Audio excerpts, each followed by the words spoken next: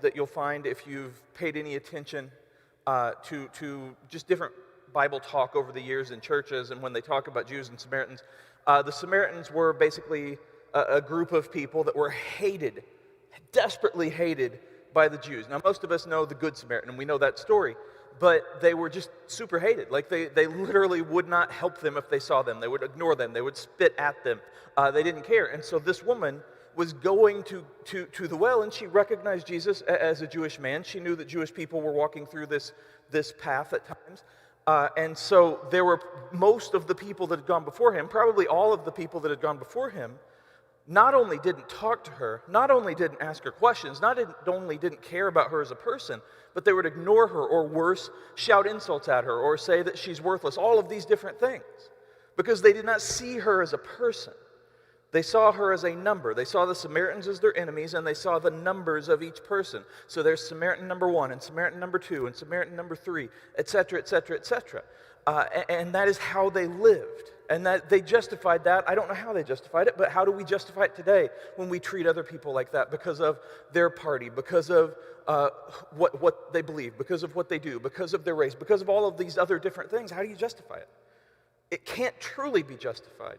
And we see in Jesus' action how he's living, what he's doing, how he is. And so he talks to her. He doesn't start out with this amazing sermon. He doesn't throw a Bible at her, which would have been difficult at this time since there weren't any printed. But he doesn't like beat her over the head with anything. He just says, "Hey, could I have a drink of water?" And you might think, well, that's asking her for something. Why would he do that? Why wouldn't he offer something? Well, because he sees her as a person. And he knows that no one cares enough about her to ask her for something, to speak to her, to look at her like she could offer them anything. They think that she's just there. They think that the Samaritans are just there. They think their enemies are just there. They think people they don't like are just there. They think that when we walk out of the room, they all go back to their corners in the darkness and wait to just try to annoy us again, because that's why they exist. And so Jesus sees things differently. And he said very clearly, "Yeah, just give me a drink." He didn't say it in a mean way. He didn't say it in an angry way. He didn't force her. He just asked her a question, saw her as a person. And so we go to the next verse. Jesus replied, "If you only knew the gift God has given you and who you are speaking to, you would ask me and I would give you living water. But sir, you don't have a rope or a bucket," she said, "and this well is very deep. Where would you get this living water? And besides, do you think you're greater than our ancestor Jacob, who gave us this well? How can you offer better water than he and his sons and his animals enjoyed?" Jesus replied, "Anyone who drinks this water will soon become thirsty again, but those who drink the water I give will never be thirsty again. It becomes a fresh, bubbling spring within them, giving them eternal life." This isn't usually listed in the parables, this little part. Now, the rest of it is not a parable, but where he talks about water and where he has an analogy. But this is how Jesus taught. And the reason he's speaking to her like this is the same reason he spoke to his disciples like this, is the same reason he spoke to the Pharisees like this, is the same reason he spoke to everyone like this.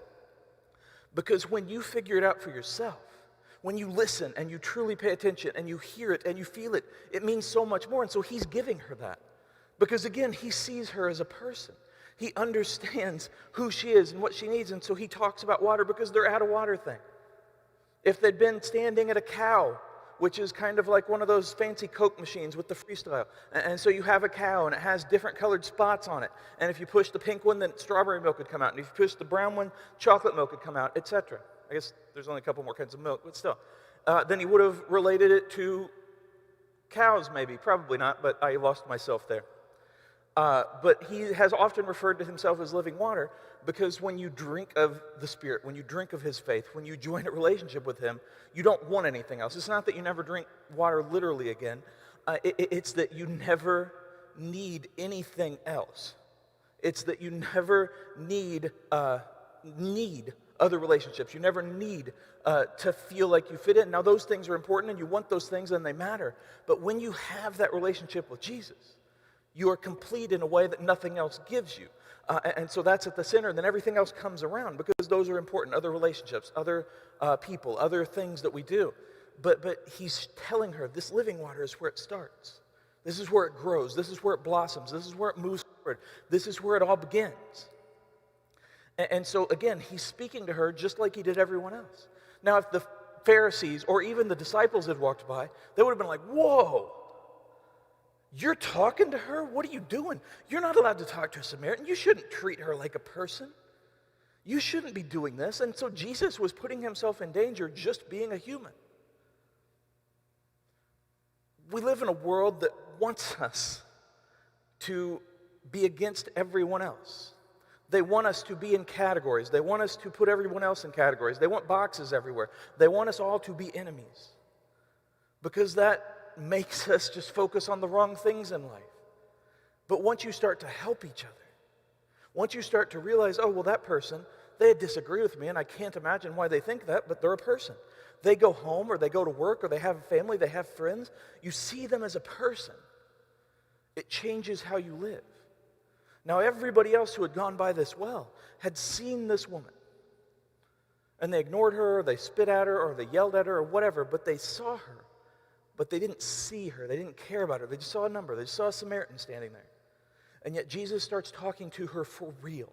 And so we go to the next part.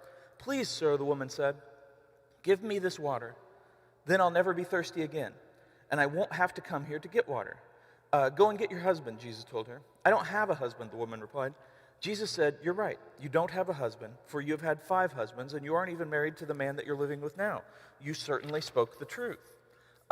Sir, the woman said, you must be a prophet, so tell me why it is that you Jews insist that Jerusalem is the only place of worship, while we Samaritans claim it is here at Mount Gerizim, where our ancestors worship. Now I want to stop there because Jesus, one of the things that Jesus did, the main thing that Jesus did, is he absolutely spoke the truth every time. He definitely saw us as people, and he definitely built relationships, and he definitely loved us. And he would still tell the truth. And here he told the truth. He saw what she needed to hear. He saw that she needed to hear what she had done, what her sin was, what was wrong in her life. Because she is seeking water. Because she asked, how can I get this water? Now, she didn't fully understand what the water was. But she asked him, and so he answered her.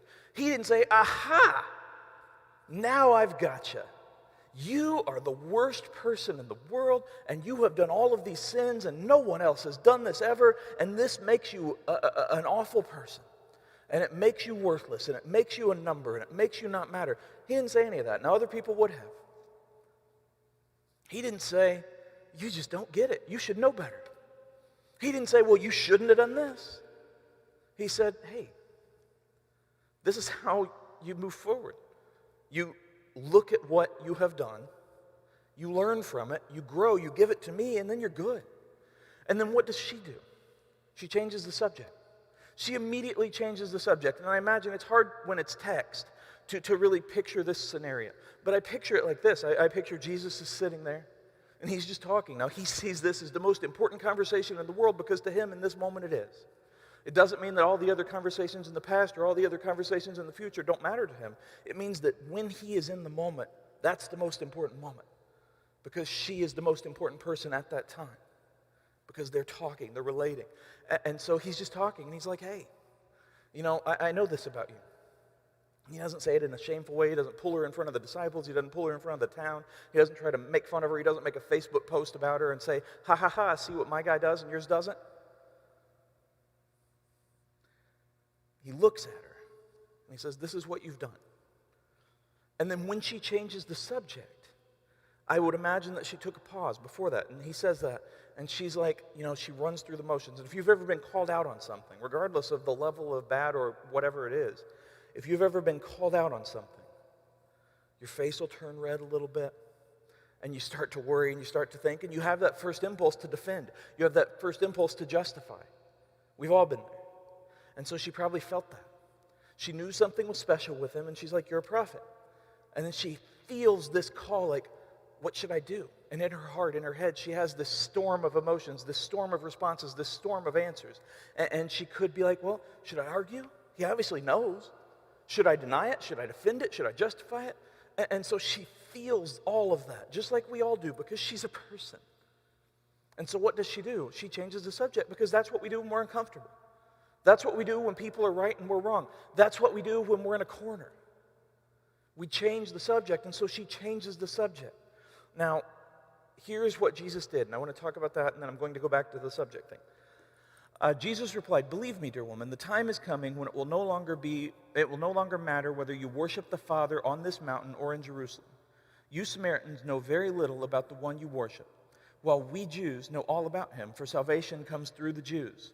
But the time is coming, indeed it is here now, when true worshipers will worship the Father in spirit and in truth. The Father is looking for those who will worship him that way, for God is spirit. So those who worship him must worship in spirit and in truth." So what does Jesus do? He answers her. She asked a question. Now, yes, it was to change the subject, and yes, it was uncomfortable, and yes, it was weird, but she changed the subject, and so what does Jesus do?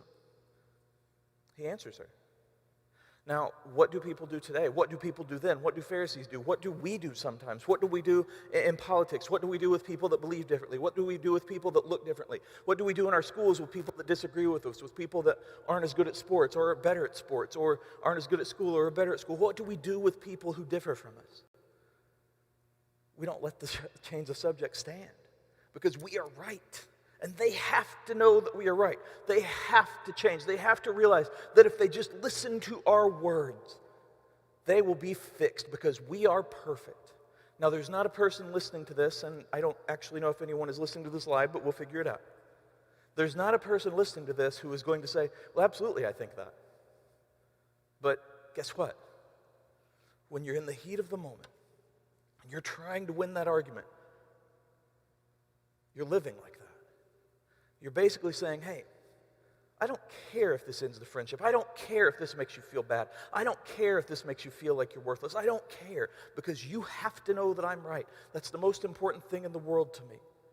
So what's wrong with that? What's wrong, especially if you are right?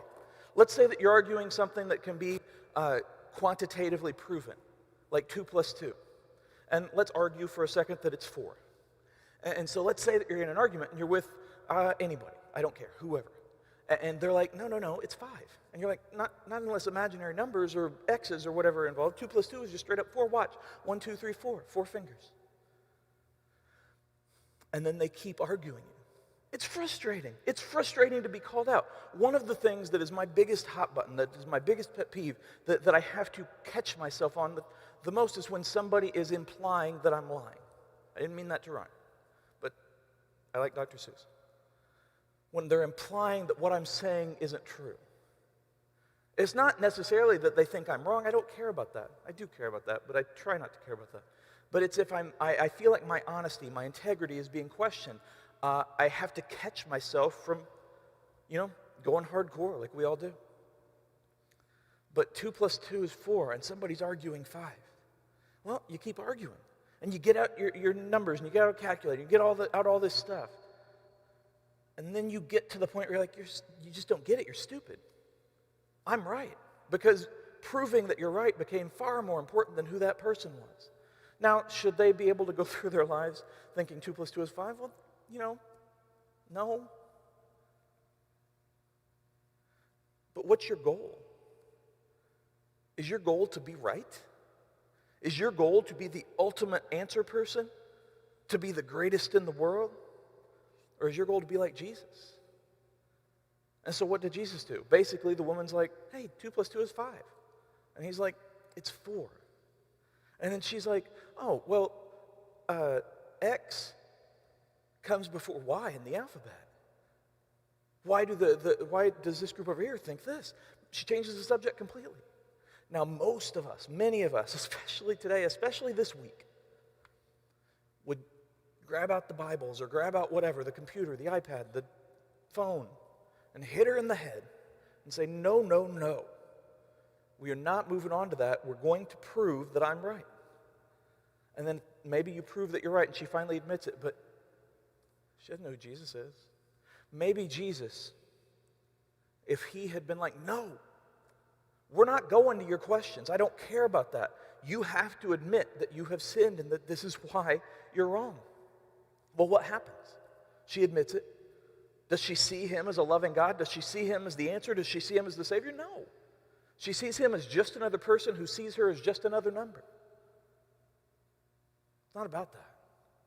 So what does he do? He answers her question. He already told her the truth. He's not saying that's not true. He's not apologizing for it, but he's saying, okay, let's talk. And some people will say, but salvation is the most important thing. You have to keep pushing. Absolutely, it's the most important thing. But if Jesus did it in this way, who of us can say, well, I know better? Because we don't.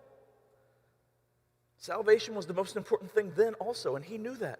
But he also knew that you don't get to that by arguing. You don't get to that by pushing. You don't get to that by shaming. You don't get to that by hating, by being angry, by being right. You get to it by loving, by talking, by treating them like a person, by building a relationship, not by seeing them as a number, not by seeing them as the opponent, not by seeing them as this or that. You get to it through love, through patience, through hope, through building. And that's what Jesus did. It would have been so easy for him, out of everyone in the history of the world, to argue until he proved himself right. What's he going to do? We have an election in a couple of days, and it's one of the most contentious in a long time, and I'm not going to go into politics in terms of specifics. But what I've seen this year, what I've seen lately on Facebook, in yards, everywhere else, is Christians putting candidates above being a Christian. Doesn't mean that you shouldn't have a candidate, doesn't mean you shouldn't care. Everybody should vote, absolutely. Well, everybody that's allowed to vote should vote.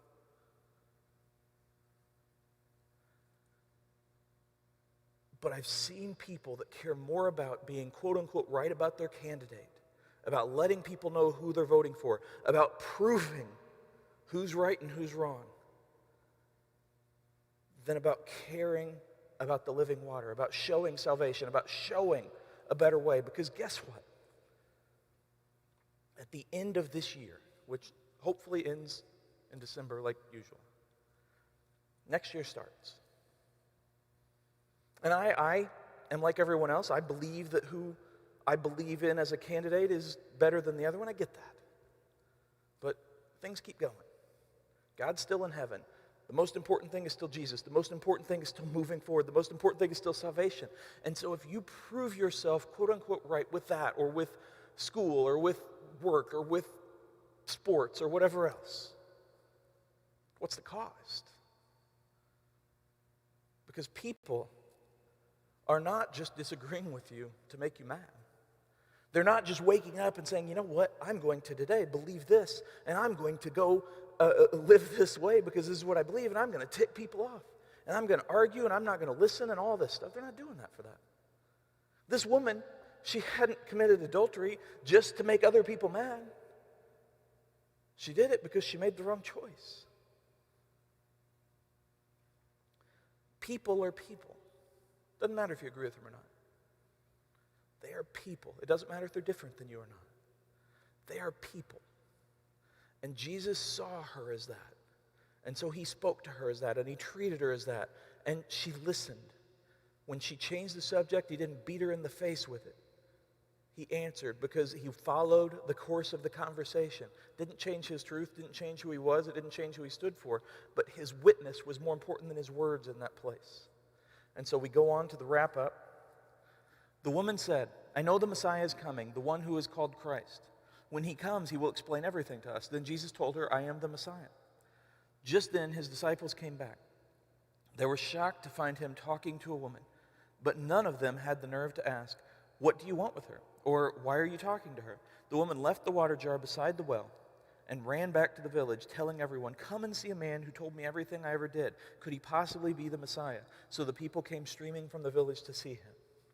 So the disciples came back and they didn't get it. Now they weren't like, hey, what are you doing? You're wrong. They were like, Jesus, what are you doing? Explain it to us. But they didn't get it. They were learning, just like we are. And yet, after that question that he answered, instead of pushing his own agenda, after that question, she says, hey, you know what? That's a good point. What you said, how you treated me like a person, that's a good point. I've heard about this Messiah.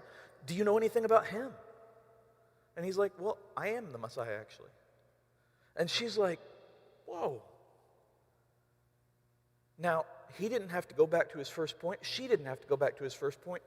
Everything clicked because he had treated her like a person. And so she ran to the village and she told other people. And I guarantee that while she definitely said, he's the Messiah and he knows everything, she also started with, he treated me like a person. He didn't just see a number. He didn't just see a Samaritan. He didn't just see a woman. He saw a person. And when they came back, they also were able to learn, to grow, to change. And because of him allowing a subject change, of seeing a person where others would see a number, of seeing a soul where others would see an enemy, a whole village received the word. Again, had he stopped and tried so hard to argue his point and beat it into the ground, maybe she listens. Maybe out of fear or out of reverence, she's like, okay, I give up. She didn't go tell the village. We're not in this to be right. We're supposed to live in a way that we are right. We're not in this to fix people. We can't do that because we need fixing too. We're in this, whether you're a teen or an adult or whatever. We are in this to live like Jesus. And the reason I want to do this series this month is because we're in this to do good. And I know that grammatically that's wrong, but it's because I'm using good in a different way. We're in this to do good, to leave behind better than we find, to be right in a different way. Not to prove we're right, but to live that way and to show people love and to show people who Jesus is. I've spoken about this before, and it's a minor point, but I'm a big Supernatural fan. I wear the shirt every week right now. I have my reasons. They mostly involve depression and just what I like to watch. But the show is ending. I had a conversation with a friend recently about how he likes the show, but he would love it except for the fact that they have like this big plot at the beginning and the end, and then there's just little pieces of it throughout, and they have different like Monster of the Week or Hunt of the Week or whatever episodes. And I'm like, that's why I love it. The phrase always keep fighting is something I use in terms of depression, in terms of mental health, of emotional health. But to me, that, just like, and less important, but just like Jesus to the woman at the well, always keep fighting means persevering. It means doing our best. And that every week not being the main thing, quote unquote, it's basically saying sometimes there are going to be things that you cannot fix. We cannot change the world. We can be the change in the world. We cannot change the world. We cannot fix the world. We cannot. We don't have that power. And yet, each week, each day, each minute, we can do the right thing. We can do good. We can do what we can. We can be better. We can be like Jesus. And that is the change. That is the fix. That is the answer. That is how we must live. I don't care about your age. I don't care about your party preference or whatever else. I care about the fact that we must be better. And I've said that a lot lately. But we must do good. And as teens, unfortunately, a lot of this falls on you because the generations above, not all of them, but a lot of the generations above, a lot of the people in each generation have messed it up. And we've seen people like numbers, and we've seen people like enemies. And so it falls to you to be like, hey, I got to be more like Jesus, and that's hard. And it falls to us to be like, okay, we got to do better too. And to be there with you, to walk with you, to talk to people like they are a person because they are. Because each of us is a human. Each of us is a soul. Each of us is loved by God. Each of us is a relationship that Jesus cherishes. And each of us has a chance to do good. That's all I got.